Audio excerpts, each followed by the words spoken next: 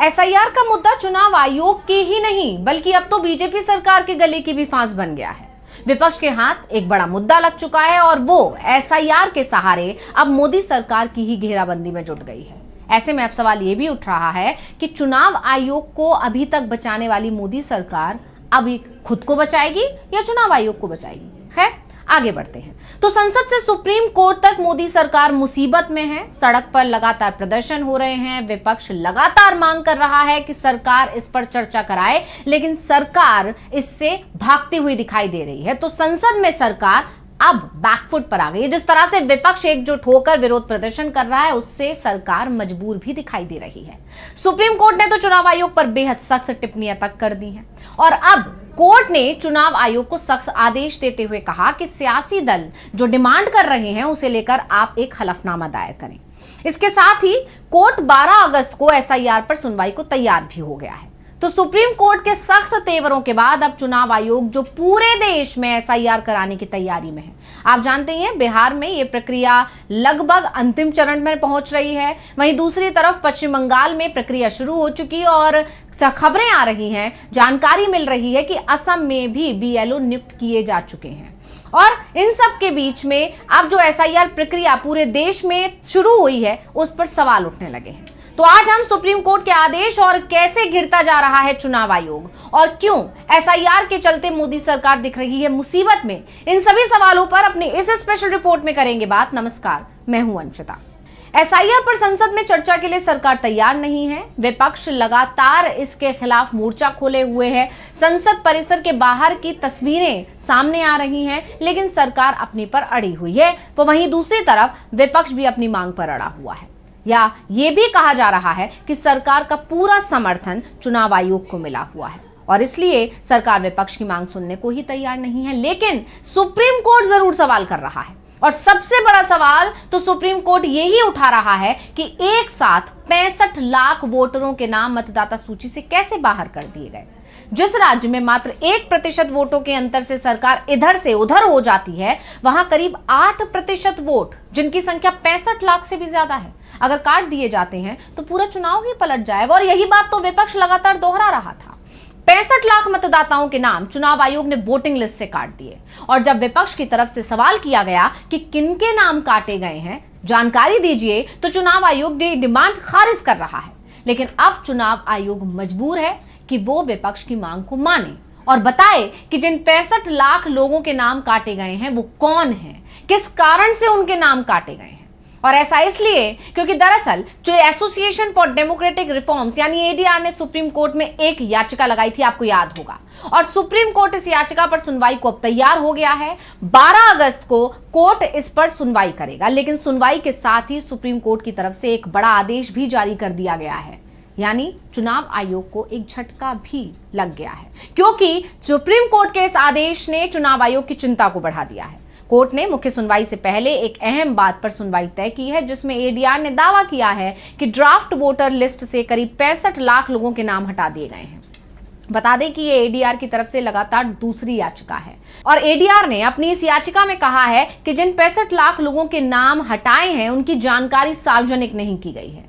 वरिष्ठ वकील प्रशांत भूषण ने सुप्रीम कोर्ट में इस मामले का जिक्र करते हुए मांग की कि जिन मतदाताओं के नाम हटाए गए हैं उनकी पूरी सूची सार्वजनिक की जाए।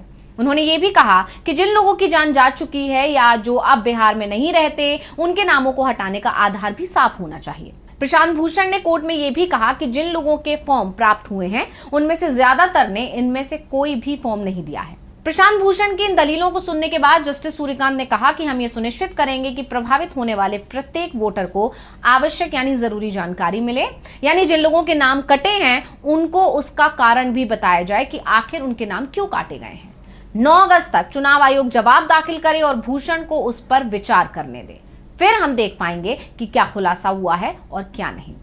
वकील भूषण ने इस पर आगे कहा कि ड्राफ्ट लिस्ट में 65 लाख नाम छूटे हुए बताए गए हैं, लेकिन उन 65 लाख नामों की कोई सूची नहीं दी गई है और कहा गया है कि 32 लाख लोग पलायन कर गए हैं और कोई अन्य विवरण नहीं दिया गया है। चुनाव आयोग को यह बताना चाहिए कि 65 लाख लोग आखिर कौन है, कौन पलायन कर गया है और कौन अब दुनिया में नहीं है। एक बात साफ है कि बीएलओ ने उस व्यक्ति को हटाने या ना हटाने की सिफारिश की है। उन्होंने 2 निर्वाचन क्षेत्रों के लिए प्रकाशित किया है, लेकिन 241 क्षेत्रों का क्या? हम इन 2 आवेदनों में इसका खुलासा चाहते हैं।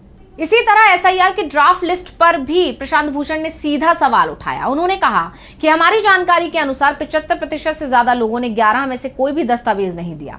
अब उनमें से कुछ कहते हैं कि बीएलओ ने शामिल करने की सिफारिश की थी। यानी पहले तो यह दावा किया जा रहा था कि बिहार की वोटिंग लिस्ट से 2 करोड़ लोगों के नाम काटे जा सकते हैं, और अब ये सवाल उठ रहे हैं कि क्या 2 करोड़ लोगों के नाम भी बच पाएंगे, जिस तरह से लगातार नाम काटे जा रहे हैं। तो प्रशांत भूषण के सवाल पर जस्टिस सूर्यकांत ने कहा कि आयोग अपने जवाब में ये साफ करेगा। 12 अगस्त को आवेदन को मुख्य मामले के साथ सुनेंगे। बता दें कि चुनाव आयोग ने कहा कि राज्य के 7 करोड़ 89 लाख पंजीकृत वोटर्स यानी रजिस्टर्ड वोटर्स में से 7 करोड़ 24 लाख से फॉर्म हासिल हो चुके हैं, यानी बाकी के 65 लाख को हटा दिया गया है। आयोग ने 25 जुलाई को यह बताया था कि 22 लाख वोटर्स की जान जा चुकी है, जबकि 35 लाख या तो स्थायी रूप से पलायन कर गए हैं या फिर उनका पता नहीं चल पाया है। 7 लाख वोटर्स एक से ज्यादा स्थानों पर पंजीकृत हैं, यानी कि रजिस्टर्ड हैं। लेकिन चुनाव आयोग के इस जानकारी देने के बाद सियासी दल अब बूथवार जानकारी मांग रहे हैं, जिस पर चुनाव आयोग ये जानकारी देने को तैयार ही नहीं दिख रहा है। तो दूसरी तरफ इस मुद्दे पर संसद के बाहर भी प्रदर्शन लगातार हो रहा है। लगातार विपक्ष ये मांग कर रहा है कि एसआईआर के मुद्दे पर चर्चा होनी चाहिए, जबकि सरकार इससे बचने की कोशिश कर रही है। लेकिन जिस तरह से विपक्ष एकजुट दिखाई दे रहा है, एकजुट होकर एक ही सुर में एसआईआर के खिलाफ मोर्चा खोले हुए है, वहीं दूसरी तरफ सिर्फ विपक्ष ही नहीं, अब तो सहयोगियों का साथ यानी एनडीए के सहयोगियों का साथ भी विपक्ष को मिलता दिखाई दे रहा है, क्योंकि सभी एसआईआर पर आपत्ति जता रहे हैं। और ये आपत्ति जतानी शुरू हुई है तब से जब से एसआईआर को लेकर चुनाव आयोग ने ऐलान किया है कि ये सिर्फ बिहार तक सीमित नहीं रहेगा, बल्कि पूरे देश में इसको किया जाएगा। तब से बीजेपी के अंदर भी इस पर लेकर खलबली मच गई है। लेकिन फिलहाल बात विपक्ष की हो रही है और 7 अगस्त को जैसे कि सभी जानते हैं कि एक बैठक बुलाई गई है राहुल गांधी के आवास पर। इंडिया गठबंधन के सभी घटक दल उसमें शामिल होने वाले हैं और उस बैठक में एसआईआर को लेकर कोई बड़ा फैसला किया जा सकता है, जिससे सरकार और बीजेपी बेहद दबाव में दिखाई दे रहे हैं। और ये लगातार देखा गया है कि जब विपक्ष एकजुट होकर कोई मांग कर रहा है तो सरकार उसके आगे झुकती दिखाई दी है। वहीं इस पूरे प्रदर्शन को लेकर आरजेडी सांसद मनोज झा का बयान आया है। क्या कुछ बोले हैं, सुनिए। नहीं, देखिए दिक्कत क्या है ना कि मास डिलीशन प्रोग्राम है, ये एसआईआर नहीं है, बेसिकली इंटेंसिव डिलीशन है।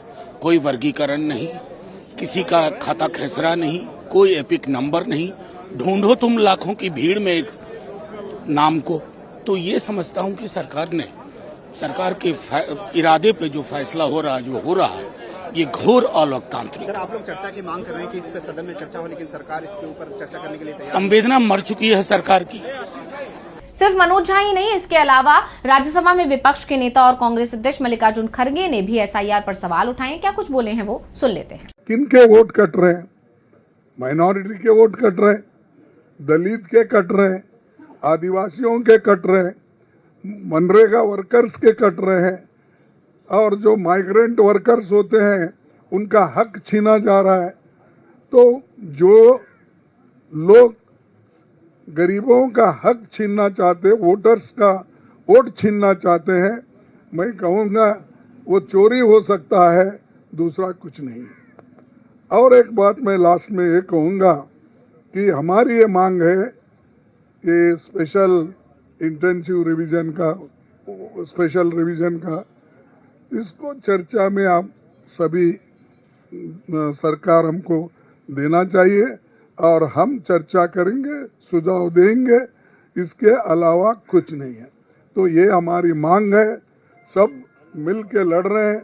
मैं सबको धन्यवाद देता हूँ कि ये मुद्दे पे सभी अपोजिशन पार्टी के लोग एक हैं, लेकिन सरकार अलग है, वो मान रही नहीं।